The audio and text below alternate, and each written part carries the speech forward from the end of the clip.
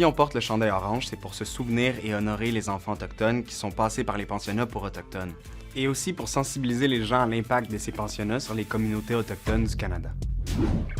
Ces pensionnats, c'était des endroits où 150 000 enfants métis, inuits ou issus des Premières Nations ont été forcés d'aller après avoir été arrachés à leurs parents.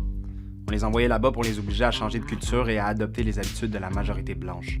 Beaucoup d'entre eux ont subi des violences physiques, sexuelles et psychologiques. Ça s'est passé pendant plus de 100 ans, jusqu'en 1996. L'histoire du chandail orange est l'histoire d'un enfant parmi 150 000 qui sont passés par un pensionnat. En 1973, Phyllis Webster de la Première Nation Shuswap en Colombie-Britannique avait 6 ans. Avant de se rendre à son premier jour au pensionnat, sa grand-mère lui avait acheté un chandail pour sa rentrée. Un chandail orange vif qu'elle avait spécialement choisi. Mais dès son arrivée au pensionnat, on lui a pris tous ses vêtements puis elle n'a plus jamais porté le chandail. I felt I didn't matter and that no one cared. No one cared how much we cried or that we were afraid. No one came to tell us that it would be okay.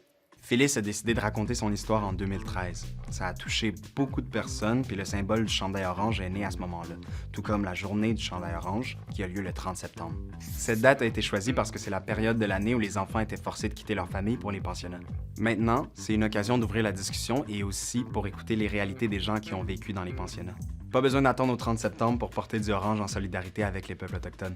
Mais si tu le portes à cette date-là, c'est important de comprendre ce que ça veut dire.